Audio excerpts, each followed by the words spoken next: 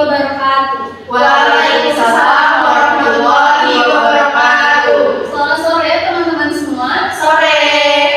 Terima kasih telah hadir dalam diskusi kita hari ini mengenai kasus kekerasan yang dilakukan oleh petugas di Lapas Nusa Kambangan pada tahun 2023. Isu ini sangat penting karena menyangkut perlakuan tidak manusiawi dan pelanggaran hak asasi yang terjadi di lingkungan pemasyarakatan. Untuk membuka diskusi ini, mari kita mendengarkan dulu pendapat dari Moza. Moza, bagaimana pandangan Anda mengenai kasus kekerasan tersebut? Silakan. Terima kasih Feni. Saya ingin memulai dengan fakta yang saya ketahui. Pada tahun 2023, sebuah video viral menunjukkan petugas lapas Nusa Kambangan melakukan kekerasan fisik terhadap seorang narapidana kasus narkotika asal Bali. Dalam video itu, terlihat narapidana diseret, dipukul, bahkan dipaksa berjalan dengan posisi jongkok dengan tangan dan kaki diborgol. Ini jelas merupakan pelanggaran hak asasi manusia yang sangat serius. Tindakan seperti ini tidak bisa dibenarkan dalam kondisi apapun, apalagi dilakukan oleh aparat yang seharusnya menjaga keamanan dan martabat tahanan. Ini bukan hanya masalah hukum, tetapi juga soal kemanusiaan dan etika. Saya setuju bahwa kekerasan fisik tidak boleh terjadi, tapi kita juga harus melihat konteksnya. Lapas Nusa Kambangan adalah lapas dengan tingkat keamanan yang sangat tinggi, menampung narapidana dengan resiko keamanan yang besar. Menarik sekali Gira, jadi apakah ada yang berpendapat bahwa tindakan petugas bisa dibenarkan dalam konteks tertentu? Menurut saya, kekerasan fisik oleh petugas lapas tidak bisa dibenarkan. Apapun alasannya, ada prosedur dan pelatihan yang harus diikuti untuk menangani tahanan tanpa kekerasan. Namun, saya juga memahami bahwa situasi di lapas seperti Nusa Kambangan sangat kompleks dan beresiko tinggi. Dalam kondisi tertentu, seperti saat pemindahan tahanan yang rawan kerusakan, petugas memang harus bertindak tegas untuk mencegah hal yang lebih buruk, misalnya pelarian atau kekacauan. Tapi tegas bukan berarti kasar atau menyiksa. Ada teknik-teknik pengendalian yang bisa digunakan tanpa kekerasan berlebihan. Jadi, pelatihan dan protokol yang jelas sangat penting. Kalau tidak, kekerasan justru akan memperburuk situasi dan mencederai hak asasi manusia. Saya juga ingin menambahkan bahwa kekerasan yang terjadi bukan hanya soal tindakan fisik, tapi juga soal penghinaan martabat manusia. Narapidana juga tetap manusia yang berhak diperlakukan dengan hormat, meskipun mereka melakukan kesalahan. Jika petugas menggunakan kekerasan, maka itu mencederai tujuan pemasyarakatan yang seharusnya membina dan merehabilitasi narapidana agar bisa kembali ke masyarakatan dengan baik. Selain itu, kekerasan seperti ini bisa menimbulkan trauma mendalam bagi narapidana dan keluarganya yang berdampak negatif pada proses reintegrasi sosial mereka. Betul Moza, tapi kita juga tidak bisa menutup mata terhadap tantangan yang dihadapi petugas lapas. Mereka sering kekurangan sumber daya, fasilitas memadai, dan jumlah petugas yang tidak sebanding dengan jumlah narapidana. Kondisi seperti ini bisa menimbulkan stres dan tekanan yang tinggi, yang kadang berujung pada tindakan yang tidak semestinya. Jadi, selain mengutuk kekerasan, kita juga harus melihat apa masalahnya. Kalau sistemnya diperbaiki, tekanan petugas bisa berkurang dan kekerasan bisa dicegah. Baik, kalau begitu mari kita bahas lebih dalam tentang dampak dari tindakan kekerasan ini terhadap citra lembaga kemasyarakatan. Bagaimana menurut kalian? Menurut saya dampaknya sangat negatif, karena kasus ini membuat masyarakat kehilangan kepercayaannya pada sistem permasyarakatan yang seharusnya melindungi hak narapidana dan membina mereka menjadi lebih baik.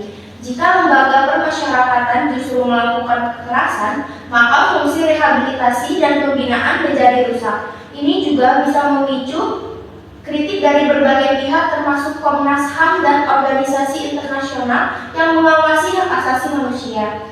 Selain itu, kasus seperti ini bisa memperburuk citra Indonesia di mata dunia, terutama dalam hal perlindungan. Kalau citra sudah rusak, sulit untuk mendapatkan dukungan publik dan internasional untuk informasi. Saya setuju, tapi kita juga harus realistis. Sistem pemasyarakatan di Indonesia memang menghadapi banyak tantangan, termasuk keterbatasan anggaran, fasilitas yang kurang memadai, dan overload tahanan. Kadang-kadang, tindakan petugas adalah akibat dari kondisi yang sulit ini. Jadi, selain mengutuk kekerasan, kita harus mendorong reformasi sistem secara menyeluruh agar petugas bisa bekerja dengan baik tanpa tekanan berlebihan. Jika sistemnya diperbaiki, maka risiko kekerasan juga bisa diminimalisir. Misalnya, dengan memperbaiki kapasitas lapas, menambah jumlah petugas, dan meningkatkan kesejahteraan mereka. Selain itu, kasus kekerasan juga membuka diskusi tentang bagaimana kita memandang narapidana. Apakah mereka dianggap sebagai objek yang harus dikontrol dengan keras, atau sebagai manusia yang berhak mendapat perlakuan manusiawi dan kesempatan untuk berubah? Jika kita terus memandang napi dengan stigma negatif, maka kekerasan dan pelanggaran hak asasi bisa terjadi. Ini bukan hanya soal hukum, tapi juga soal budaya dan paradigma dalam sistem permasyarakatan. Menarik sekali. Bagaimana respon dari pihak berwenang terhadap kasus ini? Apakah sudah cukup dan sesuai harapan? Baik, pihak berwenang sudah mengambil langkah dengan menonaktifkan kepala lapas Nusa Kambangan dan melakukan pemeriksaan terhadap puluhan petugas yang diduga terlibat. Namun, menurut saya, langkah ini masih belum cukup. Harus ada investigasi yang lebih mendalam dan transparan, serta penegakan hukum tegas kepada pelaku kekerasan agar mendapat efek jera. Jika hanya sanksi administratif, maka tidak cukup untuk mencegah kejadian serupa di masa depan. Selain itu, proses hukum harus terbuka agar masyarakat bisa mengawal dan memastikan tidak ada pembiaran. Saya setuju, tapi saya juga ingin menekankan pentingnya dukungan bagi petugas. Reformasi tidak boleh hanya fokus pada hukuman, tapi juga pada pembinaan dan peningkatan kapasitas petugas. Mereka harus diberikan pelatihan hak asasi manusia, teknik pengendalian tahanan tanpa kekerasan, serta kesejahteraan yang memadai. Jika petugas merasa didukung dan dilindungi, mereka akan bekerja lebih profesional dan manusiawi. Jangan sampai petugas merasa tertekan sehingga melampiaskan stres dengan kekerasan. Selain itu, transparansi dalam proses penanganan kasus ini juga penting bagi masyarakat karena harus mendapat informasi yang jelas dan akurat agar tidak muncul spekulasi atau ketidakpercayaan. Media juga perlu berperan dalam mengawal proses ini agar tidak terjadi pembiaran. Saya pun berharap ada keterlibatan lembaga independen seperti Komnas HAM dan investigasi agar hasilnya objektif. Baik, sekarang mari kita bahas langkah konkret apa yang bisa diambil untuk mencegah kejadian serupa di masa depan. Apa saja rekomendasi kalian? Menurut saya, yang pertama itu ada pelatihan intensif tentang hak asasi manusia dan teknik penanganan tahanan tanpa kekerasan harus menjadi prioritas. Pelatihan ini harus berkelanjutan dan wajib bagi seluruh petugas lapas. Yang kedua, peningkatan fasilitas dan jumlah petugas juga sangat penting agar tidak terjadi overload yang memicu stres dan kekerasan.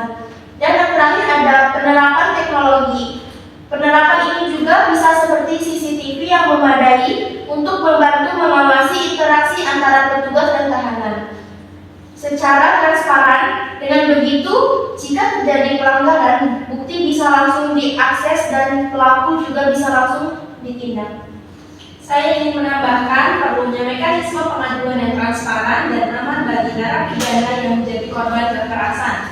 Narapidana harus punya akses untuk melapor kekerasan tanpa takut mendapat intimidasi dan balas dendam. Selain itu, evaluasi kebijakan pemindahan tahanan juga penting agar tidak menimbulkan resiko berlebihan bagi tahanan dan petugas. Misalnya, prosedur pemindahan harus dirancang agar aman dan manusiawi, serta diawasi ketat oleh pihak independen. Ini juga bisa mengurangi ketegangan selama pemindahan yang sering menjadi pemicu kekerasan. Jangan lupa juga perlunya reformasi dalam rekrutmen dan pembinaan petugas lapas.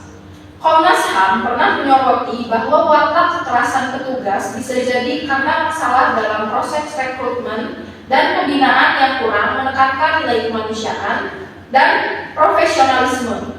Jadi harus ada seleksi yang ketat dan pelatihan berkelanjutan yang menanamkan nilai-nilai kemanusiaan, etika, dan profesionalisme. Selain itu, kesejahteraan dalam kondisi kerja, petugas juga harus diperhatikan agar mereka tidak mudah stres dan frustasi.